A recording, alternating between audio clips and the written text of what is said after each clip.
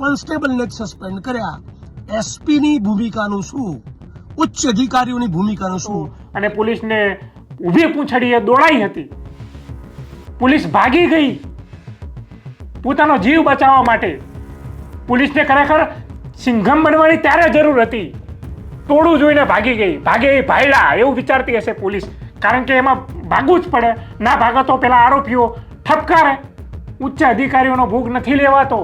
Baleno બકરો બને છે તો એ ગામડાના કોઈ ખેડૂતનો દીકરો, મજૂરનો દીકરો જે કોન્સ્ટેબલ બન્યો હોય, રાત દિવસ મહેનત કરીને, દોડીને, વાંચીને, લેખિત ને પ્રેક્ટિકલ પરીક્ષા પાસ કરીને, સપના જોઈને, એવા પોલીસ કર્મી, સામાન્ય વર્ગના પોલીસ કર્મીઓનો ભોગ લેવામાં આવે છે. જે નેતાના ઈશારે પણ કર્યું હોય, જે એવા નેતાના નીચે રેલો આવે સમાજનો, પછી એ નેતા ઉભો રહેતો નથી, બધા હાથ ઊંચા કરી દે છે. સાચો ગુજરાત પોલીસને જે સિંઘમ બનવાની ચૂલ હતી, ફિલ્મોમાં જોઈને એમને લાગતું હતું કે ભાઈ આપણે આવો રોલા પાડી શકીએ છીએ ને આપણે સિંઘમ બની શકીએ છીએ. કદાચ અમુક પોલીસ કર્મીઓને જેને સિંઘમ બનવાની ચૂલ હોય એના, બધાને નથી કહેતો, એ તમામ લોકોની કદાચ ચૂલ હવે ભાંગતી જોવા મળે છે. હું આવું શા માટે કહી રહ્યો છું? કારણ કે અમુક પોલીસ કર્મીઓ ખબર નહીં કોઈ નેતાના ઈશારે કે ઉચ્ચ અધિકારીઓના ઈશારે જે આરોપીઓના વરઘોડા કાઢે છે, જેના હાથમાં કાયદા વ્યવસ્થાનું રક્ષણ કરવાની જવાબદારી છે, એ પોતે જ કાયદાના લીલા ઉડાડતા હોય એમ કાયદાની વિરુદ્ધમાં જઈને આરોપીઓને સજા આપવાનું કામ કરતા હોય, વરઘોડા કાઢીને અને પછી એના સરઘસ કાઢીને કે પછી ઘટનાનું રિકન્સ્ટ્રક્શન એવું નામ આપીને, અને ચારે બાજુ પબ્લિક જોતી હોય ને બરાબરના આરોપીઓને પાછળ દંડા મારતા હોય આ પોલીસ કર્મીઓ. ક્યાંય ને ક્યાંય અત્યધિક આનંદ લેતા હોય અને પોલીસ કર્મીઓ અને રોલો પાડતા હોય, જો અમે પોલીસ કર્મીઓ કેવા આના આરોપીઓને સીધા કરીએ છીએ, કેવી સજા આપીએ છીએ એમ. જો કે સજા આપવાનો અધિકાર ગુજરાત પોલીસને કે ગુજરાતના કોઈ પણ નાગરિકોને છે જ નહીં. સજા આપવાનો અધિકાર એ ન્યાયાલયનો છે. તો ન્યાયાલયની રચના જ એના માટે થઈ છે કે સજા આપવાનું કામ એના માટે રાખો એમ. તમે પોતે આખી સિસ્ટમ હાથમાં ના લઈ લો. સિસ્ટમ છે એક જાતની. પોલીસનું કામ શું છે? પ્રોસિજર કરવાની, કાર્યવાહી કરવાની. બસ કાર્યવાહી કરીને ન્યાયાલય ઉપર સોંપી દેવાનું. પણ નહીં, આ તો રોલા પાડવા છે, સિંઘમ બનવું છે, આરોપીઓને જાહેરમાં ફટકારવા છે. અને એ કોના ઈશારે? જેના ઈશારે ફટકારો છો એની છત્રછાયા તમારા માથે છે ખરી? જ્યારે બરાબરનો રેલો એ નેતાઓને આવે છે કે ઉચ્ચ આઈપીએસ અધિકારીઓને આવે છે, ત્યારે એ જેના ઈશારે વરઘોડા નીકળતા હોય, જેના ઈશારે આરોપીને ફટકારવામાં આવતા હોય પોલીસ દ્વારા, એક પણ ઊભો રહેતો નથી. એટલે પોલીસનો સાથ આપતી નથી. ત્યારે ભોગ લેવાય છે તો નીચેલા વર્ગના પોલીસ કર્મચારીઓનો. અને આજે એ થયું. શું થયું? વિગતવાર ચર્ચા કરીએ. નમસ્કાર, ક્રાંતિ માર્ગથી હું વિમિત કુમાર. જે જિલ્યા ફાર્મ હાઉસ હુમલા બાબતે જે આરોપીએ જે પોલીસની ગાડીઓ ઉપર હુમલો કર્યો હતો અને પોલીસને ઊભી પૂંછડીએ દોડાઈ હતી, પોલીસ ભાગી ગઈ પોતાનો જીવ બચાવવા માટે. પોલીસને ખરેખર સિંઘમ બનવાની ત્યારે જરૂર હતી. ટોળું જોઈને ભાગી ગઈ. ભાગે એ ભાયડા એવું વિચારતી હશે પોલીસ, કારણ કે એમાં ભાગવું જ પડે. ના ભાગે તો પેલા આરોપીઓ ઠપકારે.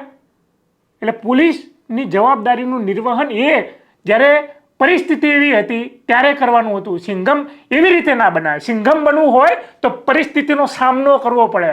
દંડા તો આપ્યા હતા તમને, રિવોલ્વર પણ હતી, અને ત્યારે કંઈક કરવું હતું તમારે, ત્યારે કાયદાનું રક્ષણ કરવું હતું. પણ નહીં, ત્યારે પોલીસ ભાગી ગઈ. ત્યારે એમને ભાગવાનું યાદ આવ્યું. એક અધિકારીએ કીધું કે ભાઈ પોલીસ તો કાફલો લેવા માટે દોડી હતી. એટલે કાફલો લેવા માટે બીજો દોડી હોય તો ફોન કરીને મંગાવી શકતી હતી. ભાગવાની જરૂરત ક્યાં હતી? પણ એ ભાગી.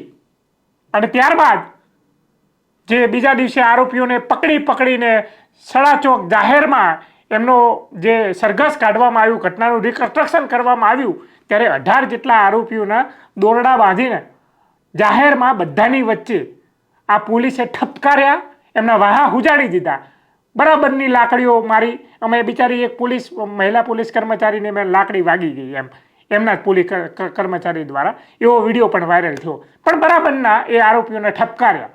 ત્યારબાદ જિગ્નેશ મેવાણીનો વિડીયો વાયરલ થયો કે ભાઈ જે પોલીસ કર્મચારીઓ જે ઠપકાર્યા આરોપીઓને એ કાયદાની વિરુદ્ધમાં છે. કાયદો હાથમાં લેવાની કોશિશ પોલીસ ન કરે અને ખરેખર પોલીસે આમ ન જ કરવું જોઈએ. એમને કાર્યવાહી કરવાની હતી, એનું સજા આપવાનું કામ એને કોર્ટ ઉપર છોડી દેવું હતું. પણ કોઈક નેતાના ઈશારે કાં તો કોઈક આઈપીએસ કે આઈએસ અધિકારીના ઈશારે આને જેને પોલીસે કંઈક કર્યું હોય જિગ્નેશ મેવાણીના આરોપ મુજબ, તો ભોગ લેવાયો તો કોનો લેવાયો? એ આઈએસ કે આઈપીએસ અધિકારીઓનો નહીં, ઉચ્ચ અધિકારીઓનો ભોગ નથી લેવાતો. બલીનો બકરો બને છે તો એ ગામડાના કોઈ ખેડૂતનો દીકરો, મજૂરનો દીકરો જે કોન્સ્ટેબલ બન્યો હોય, રાત દિવસ મહેનત કરીને દોડીને વાંચીને લેખિત ને પ્રેક્ટિકલ પરીક્ષા પાસ કરીને સપના જોઈને એવા પોલીસ કર્મી, સામાન્ય વર્ગના પોલીસ કર્મીઓનો ભોગ લેવામાં આવે છે. અને આ ચિલિયા ફાર્મ હાઉસ કેસના હુમલા બાબતે જે સરઘસ કાઢવામાં આવ્યું હતું એમાં 4 પોલીસ કર્મીઓને સસ્પેન્ડ કરવામાં આવ્યા. જિગ્નેશ મેવાણીએ વિડીયો બનીને ચેતવ્યા હતા કે તમે આ જે કરી રહ્યા છો, જે ઉચ્ચ અધિકારીઓના ઈશારે એક પણ વ્યક્તિ નહીં આવે તમને બચાવવા માટે. કયા ઉચ્ચ અધિકારીની છત્રછાયા હતી કે ભાઈ તમ તાર ઠપકારજો, અમે બેઠા છીએ? તો બેઠા જ રહ્યા, ઉભા ના થયા. કોઈ તમે વિચારો, જે નેતાના ઈશારે પણ કર્યું હોય, જે એવા નેતાના નીચે રેલો આવે સમાજનો, પછી એ નેતા ઊભો રહેતો નથી, બધા હાથ ઊંચા કરી દે છે. પણ જે પોલીસ કર્મીઓ નિષ્ઠાથી બંધારણમાં માનીને કામ કરવા માંગતા હોય એને એવી રીતે જ કામ કરવું જોઈએ. કાયદો હાથમાં લેવાની જરૂર નથી. કારણ કે કાયદાના રક્ષક જ જો કાયદો હાથમાં લેવાનું ચાલુ કરી દેશે તો પછી એ ગુંડામાં અને કાયદાના રખેવાળામાં ફરક શું રહી ગયો? પોલીસમાં અને ગુંડાઓમાં ફરક શું રહી ગયો?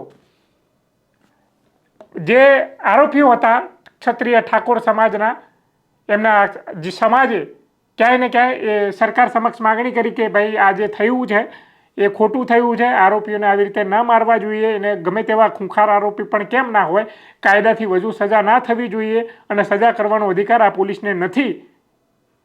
અલ્પેશ ઠાકોરે પણ માંગણી કરી, એ સિવાય ક્ષત્રિય ઠાકોર સમાજના આગેવાનો પણ માંગણી કરી કે ભાઈ આવી રીતે ના થવું જોઈએ, પોલીસે આ કર્યું છે, ખોટું થયું છે. જિગ્નેશ મેવાણીએ વિડીયો પણ બનાવ્યો અને 4 પોલીસ કર્મીઓને સસ્પેન્ડ કરવામાં આવ્યા, એમનો ભોગ લેવામાં આવ્યો. આ ભોગ કોના ઈશારે લેવામાં આવ્યો એ તો હવે પોલીસ કર્મીઓને ખબર, જેને આ વરઘોડો કાઢીને બરાબરના ઠપકાર્યા છે. હવે વિચારમાં હશે કે આલું આપણે કર્યું એ સાચું કર્યું કે ખોટું કર્યું, કોઈ આપણને બચાવવા આવ્યું કે ના આવ્યું, કોઈ નેતા જે આપણે માનતા હતા કે આ નેતાનો છત્રછાયા છે કે જેના નેજા હેઠળ આપણે કંઈ પણ કરી શકીએ છીએ, ના એ નેતા આવ્યો, ના એનો નેજો રહ્યો અને ના એ છત્રછાયા રહી.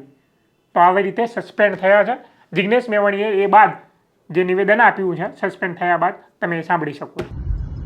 પોલું છે તે બોલ્યું, એમાં કરી તે શી કારીગરી, સાંડેલું વગાડે તો જાણું કે તું સાણો છે. પાટણના પ્રકરણમાં હરીફરીને એડવાન્સમાં આગોતરી પહેલેથી ખબર હતી એમ કોન્સ્ટેબલને જ સસ્પેન્ડ કર્યા. એસપીની ભૂમિકાનું શું, ઉચ્ચ અધિકારીઓની ભૂમિકાનું શું? એટલે જ ફરી ગુજરાતના તમામ લોકરક્ષકોને, તમામ કોન્સ્ટેબલ, પીએસઆઈ, પીઆઈને કહું છું, તમારા સાહેબોની અને મંત્રીઓની વાતમાં આવશો નહીં, એમના ચાળે ચડશો નહીં, એમના કીધે લોકોને ફટકારશો, મારશો નહીં, ક્રાઇમ બ્રાન્ચની કસ્ટડીઓમાં ટોર્ચર કરશો નહીં, લોકોના સરઘસ અને વરઘોડા કાઢશો નહીં. છેલ્લે વારો તમારો જ નીકળશે. સ્ટેટ મોનિટરિંગ સેલ પણ સસ્પેન્ડ તમને જ કરશે, બદલી તમારી જ થશે, ગુનો પણ તમારી સામે દાખલ થશે. આઈપીએસ અધિકારીને કંઈ થવાનું નથી. એ જ વસ્તુ પાટણના કિસ્સામાં પણ બની.